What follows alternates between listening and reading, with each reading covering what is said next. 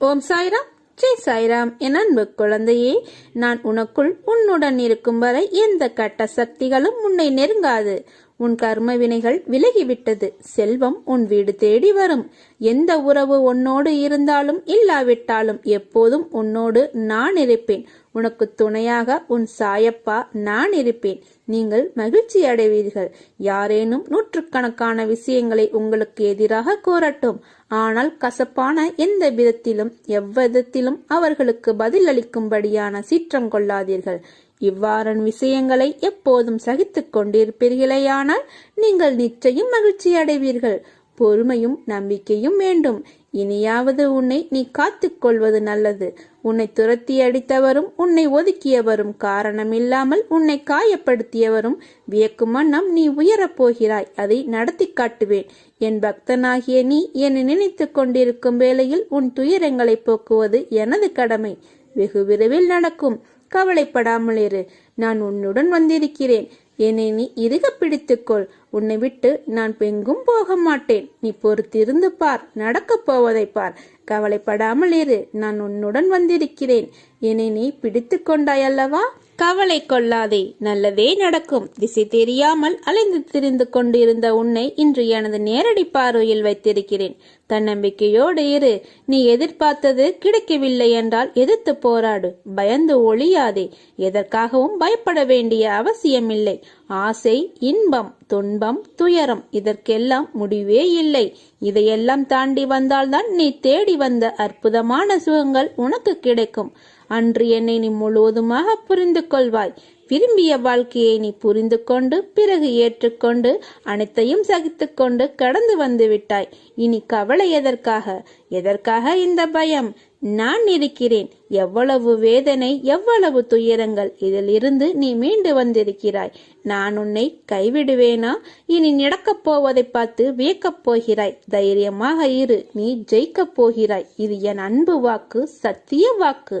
உன்னை தேடி நான் வரப்போகிறேன். நீ என்னை வரவேற்க தயாராக இரு. உன்னை மகிழ்விக்கவே நான் வருகிறேன். உனது கர்ம பலன்களை விலக்கி உன்னை அனைவரும் வியக்கும்படி செய்வேன். கவலைப்படாமல் இரு. என்னை வரவேற்க தயாராக இரு. உன்னையும் உன் குடும்பத்தையும் பாதுகாக்கவே நான் வரப்போகிறேன். அதுவரை பொறுமையாக நம்பிக்கையோடு இரு. நம்பிக்கைதான் வாழ்க்கை. அப்பா நான் இருக்கிறேன். என் பாதங்களில் நீ சிந்திய ஒரு துளி கண்ணீரும் வீண் போவாது. உன் மனதில் ஓடும் எல்லா எண்ணங்களும், ஆசைகளும், கனவுகளும் நான் அறிவேன். எதிர்காலத்தின் வாழ்க்கை எப்படி இருக்க வேண்டும் என்ற கனவுகளை அழகாக உன் மனதில் கோட்டை கட்டி வைத்துள்ளாய். அந்த மாளிகையில் உள்ள அனைத்து உறவுகளும் எப்படி இருக்க வேண்டும் என்ற உன்னுடைய எதிர்பார்ப்புகளும் அவர்கள் இன்னும் உனக்கு சொந்தமாகவில்லை. ஆனால் அவர்களை எப்படி பார்த்து கொள்ள வேண்டும் என்பதை உன் மனதின் எண்ணத்தை நான் உணர்கிறேன். உன் வாழ்க்கை அழகான எதிர்காலத்துடன் போர்க்காலமாகத்தான் இருக்க போகிறது. நீ எதற்கும் பயப்பட தேவையில்லை. உனக்கு நினைத்தது போன்ற வாழ்க்கை உனக்கு கிடைக்கும். ஆனால் வாழ்க்கை கஷ்டங்கள் இல்லாமல் எப்படி இருக்கும்? பகல் இரவு என இருப்பது போல இன்பம் துன்பம் என்ற இரண்டு பக்கங்களும் இருக்கும். வாழ்க்கையில் நிம்மதியான சந்தோஷமான சூழ்நிலைகள் அமைய வேண்டுமென்றால் சில மேடு பள்ளங்களை தாண்டித்தான் வந்தாக வேண்டும். உழைத்து அதற்கான தகுதியை நீ வளர்த்துக்கொள். நிச்சயம் நீ வெற்றி பெறுவாய். அதில் நான் உன்னை வெற்றி பெற வைப்பேன். நான் சில உனக்கு அறிவுரைகளை கூறுகிறேன். நிகழ்கால வாழ்வு என்பது மிகவும் முக்கியம். எதிர்காலம் நல்லதாய் அமைய வேண்டுமென்றால் என் சொல்படி நடந்து கொள். நான் கூறுவதை காதில் வாங்கிக் கொண்டு உன் புத்தியிலும் மனதிலும் பதித்து வை. உன் வாழ்க்கையில் நீ அடுத்த நிலைக்கு செல்ல போகிறாய். அதனால் இப்போது இருக்கும் துன்பத்தை பற்றி கவலைப்படாமல் உன் வேலையை தொடர்ந்து செய். நீ வெற்றி பெறுவாய். உனக்கு நான் துணையாக இருப்பேன். ஏன் இத்தனை கேள்வியும் கொதிப்பும்? உன் மனதில் இருக்கும் அனைத்தையும் நான் அறிவேன். நான் பெற்றெடுத்த பிள்ளை நீ. உன்னை விட்டு நான் எப்படி போவேன் என்று நீ எப்படி நினைக்கலாம்? உன்னை வலுப்படுத்தவே நான் வந்துள்ளேன். நீ அறிந்தது இந்த ஒரு ஜென்மத்தில்தான் நான் உன்னுடன் இருக்கிறேன் என்று. எல்லா ஜென்மத்திலும் உன்னுடன் தான் நான் இருக்கிறேன், இருந்தேன், இருப்பேன். உன் உயிரின் அகண்டமாய் உன்னுடன் தான் நான் இருப்பேன். உனக்கான எல்லாம் நான் தருவேன். கொஞ்சம் காலம் பொறுத்து கொண்டாய், இன்னும் கொஞ்சம் பொறுத்துக்கொள். உன்னை புறக்கணித்தவர் உன்னை தேடி நீ காட்டிய அன்பானது தூய்மையானது என்று உணர்ந்து வருவார்கள். உன் அன்புக்காக ஏங்கி உன் அருமையை புரிந்து வருவார்கள். உன் ரணப்பட்ட மனதிற்கு மருந்தாக உனக்கு சுகம் பெற செய்வேன். இப்போது உள்ள மனநிலை கஷ்டங்களை பார்த்து மறுத்து போய் கண்ணீர் வற்றி இருக்கிறாய்.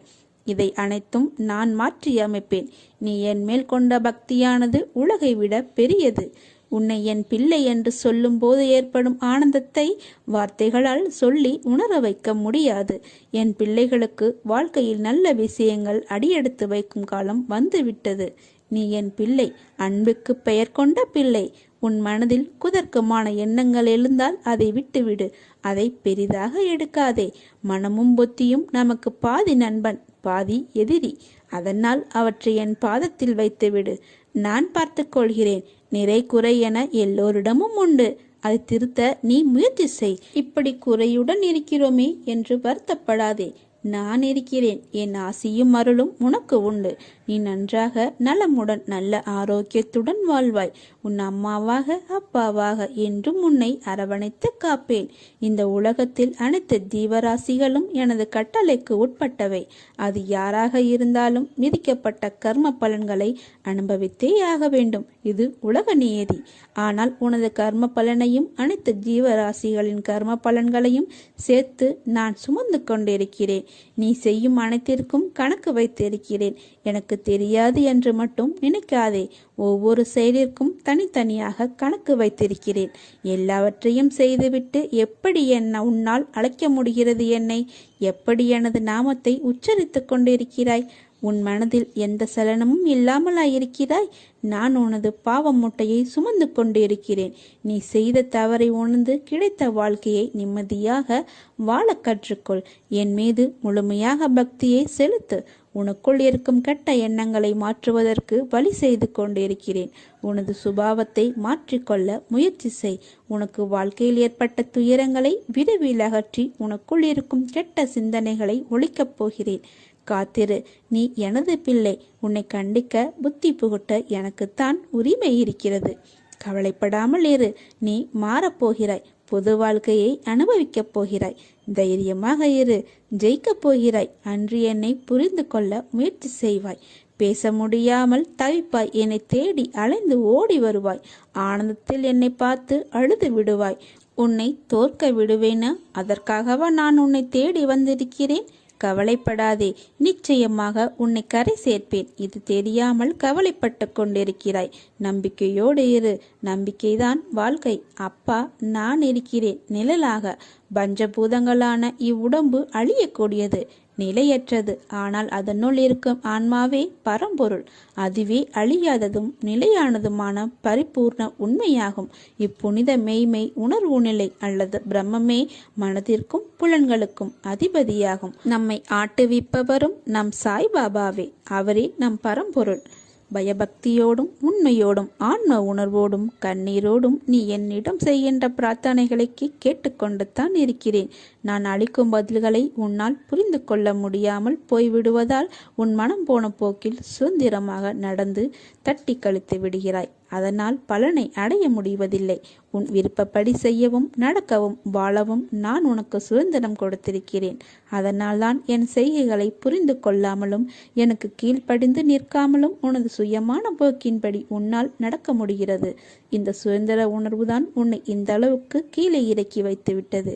கீழே இறங்கிவிட்டோமே என்று வருத்தப்படுகிறாய். கீழே வந்து விட்ட போதும் உன்னை நினைத்து பெருமைப்படுகிறேன். உனது இரக்கமுள்ள குணம், பிறருக்கு உதவ வேண்டும் எனும் உன்னத மனோபாவம், இந்த நிலையிலும் பிறர் கஷ்டப்படுவதை காண சகிக்காத மனம், இருக்கும் இடத்திற்கு விசுவாசத்துடன் நடந்து கொள்ள வேண்டும் என்று நினைத்து அதன்படி நடந்து வந்தால்தான் கீழ்நிலைக்கு இறங்க நேர்ந்தது என்று நினைக்கிறாய்.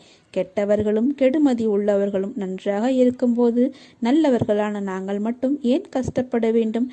கஷ்டத்தை மட்டும் ஏன் கடவுள் எங்களுக்கு பரிசாக தர வேண்டும் என்று நினைக்கிறாய்? உன்னை போல நல்லவர்களும் இப்படித்தான் புலம்புகிறார்கள். இது இன்றோ நேற்றோ தொடங்கி நடந்து வருகிற விஷயம் அல்ல. காலம் காலமாய் நல்லவர்கள் புலம்பும் தொடர்கதைதான். நான் உன்னிடம் பிரத்யட்சியமாக விளங்க வேண்டும் என்றால் நீ கஷ்டப்பட்டுத்தான் ஆக வேண்டும். ஏனெனில் நான் நல்லவர் மனதில் மட்டுமே வாழ முடியும். கெட்டவர்கள் மனதில் எனக்கு இடமேது? இப்படி உன்னை கஷ்டப்படுத்தி வாழ்வதால் என்ன பலன் என்று நீ நினைக்கலாம். நான் உன்னை பக்குவப்படுத்தி பெருமைப்படுத்துவதற்கு உனக்கு தந்த வரப்பிரதசமாக இது கொடுத்திருக்கிறேன். உன்னுடைய தகுதிக்கும் தாங்கும் சக்திக்கும் ஏற்பத்தான் கஷ்டத்தை தருகிறேன். இதை உன்னால் சமாளிக்க முடியும் என்று தெரிந்த பிறகே கஷ்டம் வர தயாராக இருக்கிறது. இந்த நேரம் நீ வேகமாக செயல்பட வேண்டும். நிறைய சிந்தனை செய்ய வேண்டும். இதன் மூலம் இப்போது உள்ள நிலையை விட பல மடங்கு உயர்வடைய வேண்டும் என்பதற்காகவே இதை உனக்கு கொடுத்தேன். இதோ இருள் நீங்கி பிரம்ம முகூர்த்த நேரம் ஆரம்பமாகிவிட்டது. உன் கஷ்டங்களும் பிரச்சனைகளும் முடிந்து போகும். எல்லாம் நல்லதாகவே நடக்கும். எல்லா துன்பங்களும் விலகி புத்துணர்வோடு நீ இருக்க போகிறாய். சோர்ந்து போகாதே, தைரியமாக இரு. நான் உன்னுடன் உன் கூடவே இருக்கிறேன். எண்ணங்கள் என்ற வலையில் எல்லோரும் சிக்கிக் கொள்வது இயல்புதான். ஆனால் எண்ணங்கள் தான் செயலின் வெளிப்பாடு என்ற உண்மையை மறவாதே. உன் எண்ணங்களை நேர்மறையில் கொண்டு வா, எல்லாம் சரியாகும். எதிர்மறையை தகர்த்து விடு. உன் வாழ்க்கை என் பொறுப்பு. உன்னை விட்டு நான் விலக மாட்டேன். உன் அம்மாவாக அப்பாவாக என்றும் உன்னை காப்பேன். உன் வாழ்க்கைக்கு நானே பொறுப்பு. இந்த உலகில் எத்தனையோ ஜீவராசிகள் எதுவும் மாயை வலையில் சிக்காமல் இருப்பதில்லை. இந்த பிரபஞ்சத்தில் நீ எதை விதைத்து அதன்படி வாழ்ந்தாலும் மாயை இடைத்தரகராக வந்து உன்னை அலைக்கழிக்கும். எல்லா காலகட்டத்திலும் மாயைக்கு இயற்கை துணையாக நிற்கும். நீ நல்லது செய்து கெட்டதாக முடிவதும், கெட்டது செய்து நல்லதாக முடிவதும் மாய சக்தியால் தான் நடக்கிறது.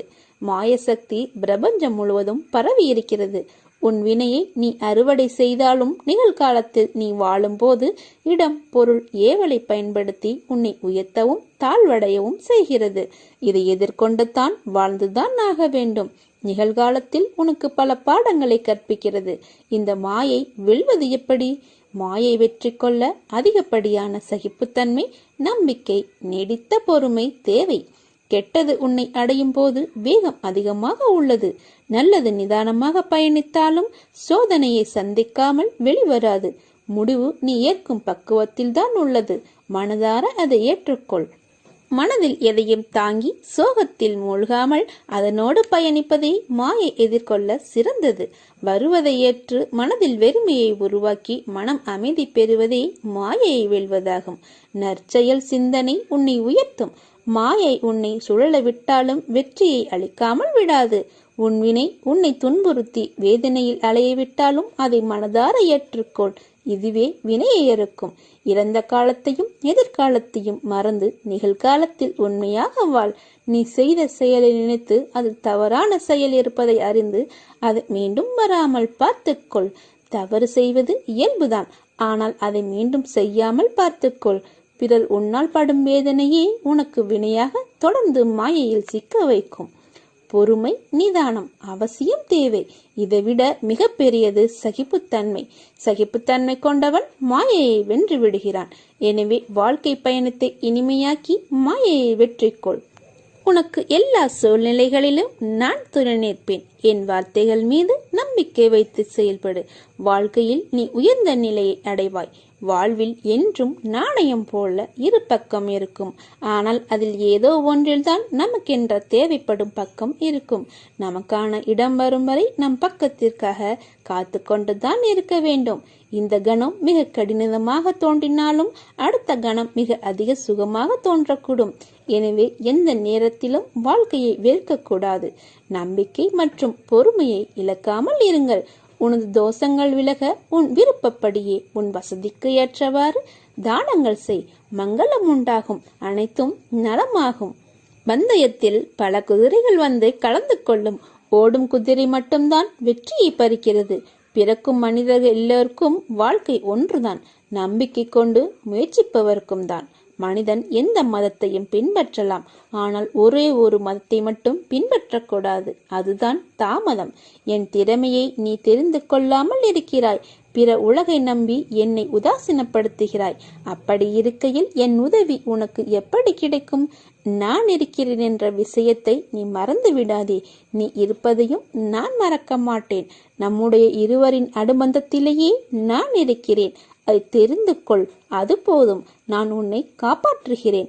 எல்லாம் நன்மைக்கே என்று நம்பு. உன் நம்பிக்கையும் பொறுமையும் தான் வாழ்க்கையை வெற்றி என்னும் திசையில் பயணிக்க வைக்கும்.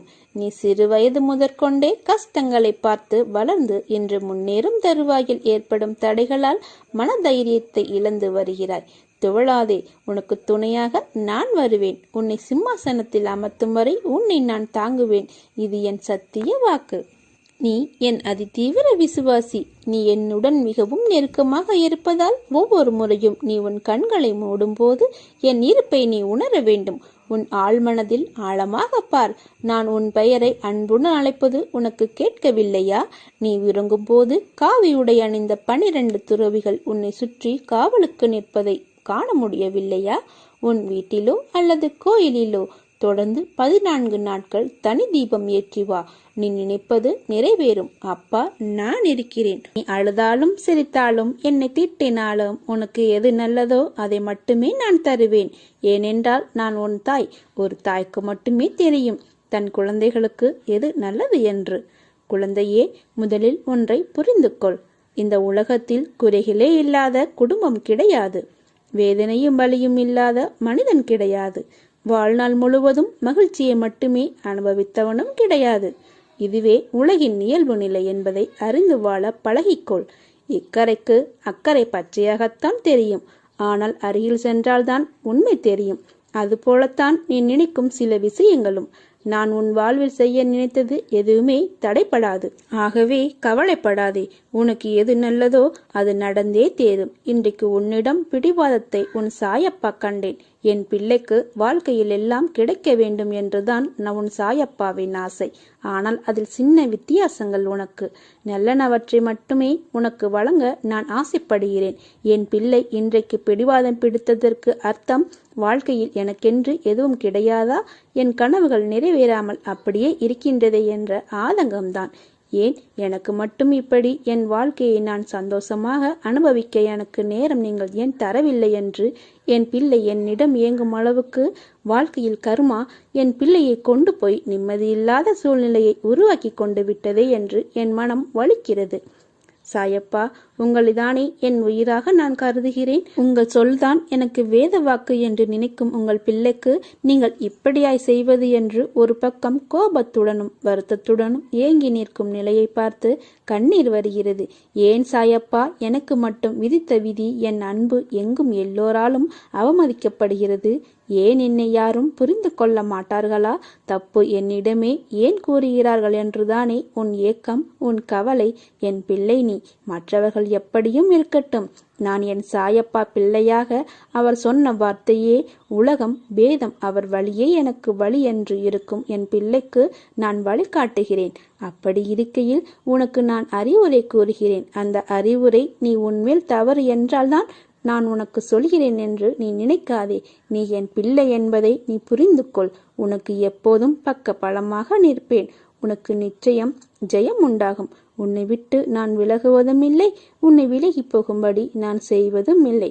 உன் அம்மாவாக அப்பாவாக என்றும் இருப்பேன். கவலையை விட்டொழியும். உறுதியுடன் இரு. என் பக்தர்கள் துக்கப்படுவதில்லை. சீரடியில் நீர் கால் வைத்த அக்கணமே உம்முடைய துன்பத்திற்கு முடிவேற்பட்டு விட்டது. நீ தடங்கல்கள் என்னும் கடலில் கழுத்து வரை மூழ்கி போயிருக்கலாம். துக்கமும் வேதனையுமாகிய படுகுழியில் ஆழமாக அமிழ்ந்து போயிருக்கலாம். ஆனால் யார் இந்த மசூதி மாயின் படிகளில் ஏறுகிறாரோ அவர் சுகத்தின் மீது சவாரி செய்கிறார் என்று அறிந்து கொள்ளுங்கள்.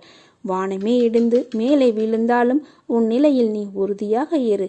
தாங்கும் சக்தியை நான் கொடுக்கிறேன்.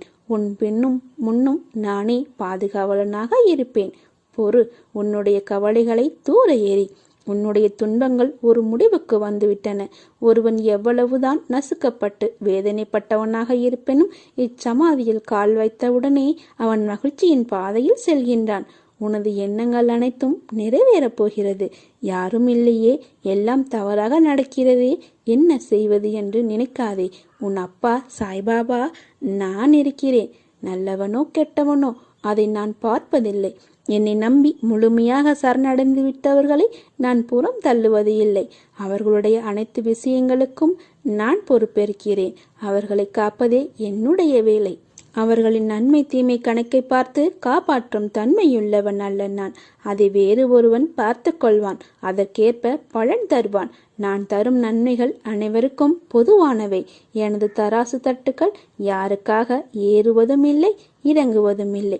அதைப்போல என்னை 40 ஆண்டுகள் வணங்கியவனாக இருந்தாலும் சரி, 4 நாட்கள் வணங்கியவனாக இருந்தாலும் சரி, ஆத்மார்த்தமாக என்னை நோக்கி கூப்பிட்டால் உடனடியாக நான் ஓடி வருவேன். உன்னை கண்கு இலங்க விட மாட்டேன். உனக்கு ஏற்பட்ட விஷயங்கள், அவமானங்கள் எல்லாம் எனக்கு தெரியும். பார்த்து கொண்டு தான் இருக்கின்றேன். உன்னுடனே இருந்து உன் உணவு சாப்பிட்டு உன்னை ஏமாற்றுகிறார்கள் என்பதும் எனக்கு தெரியும்.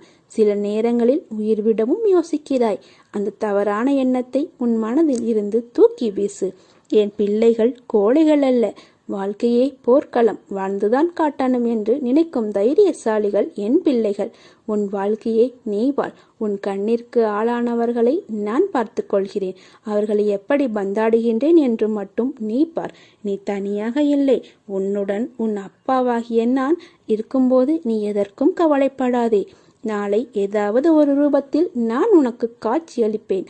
உனக்காக நான் சீரடியில் இருந்தே வருவேன். உனக்கு பிடித்த அப்பா நான் எல்லாவற்றையும் பார்த்துக் கொள்கிறேன். கவலையின்றி இரு, நல்லதே நடக்கும்.